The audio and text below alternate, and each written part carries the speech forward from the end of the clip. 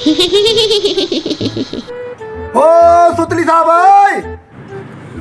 ओ सुतली सुतली ओ सुतली साहब ओए ओ सुतली साहब ओए ओ माई जा पिटे ना ओ सुतली तो हेठा के छड़े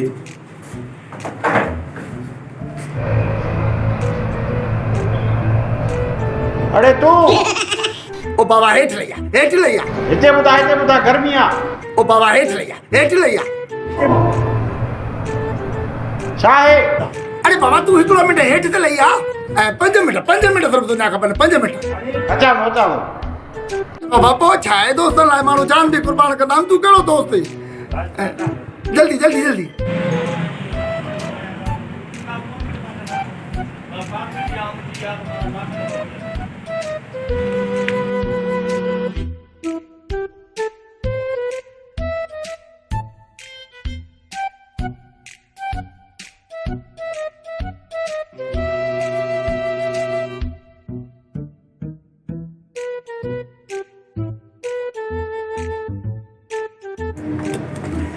यार हे जो रड़ियूं कयूं आहिनि तोखे कारण ॿुधण में कोन आई आहे खुदा जी सुणाई थी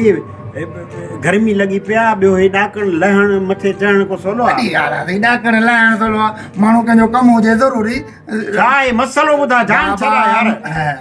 मसलो इहा तूं मुंहिंजो यार ऐं दोस्त ई मुंहिंजो काॾे वञा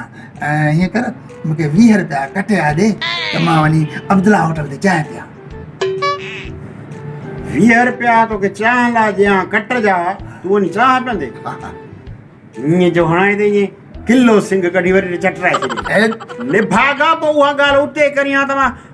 20 रुपया खयों चाहां न हिते थोरी आहिनि न ॾिस खीसे में न हल हाणी हल त ॼाए न हे वरी एॾो पंधु मां कीअं करे वञां हल तोखे ॼाण हल 20 रुपया खीसे हिते ई जेकॾहिं ॾींहुं हा त केॾो त भलो थिए हा तोखे 20 रुपया ॾे अब इते ही जेकॾहिं 20 ॾींहं हा त केॾो त भलो हे जबल जॾहिं डॉक्टर छो थो हे 20 रुपया लाइ एॾो छो थो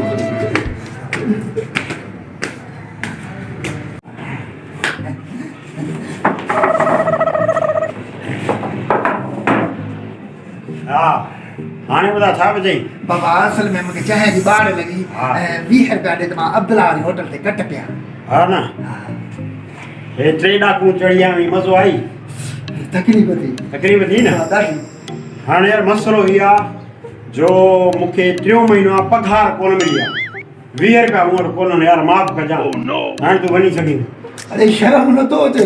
जेकॾहिं न ॾियण आई त उते जवाबु छो न पड़ी जो 3 ॾाकड़ियूं मूंखे मंज़ूर कराए करे मुंहिंजी टंगनि में सूर पइजी वियो आहे ऐं तोखे जेकॾहिं वठिणा आहे त उतां ई रड़ करी आहे न हेठां त मूंखे 20 रुपया था खपनि हेठि मूंखे पंधु कराए पोइ थो 20 रुपया अरे पोइ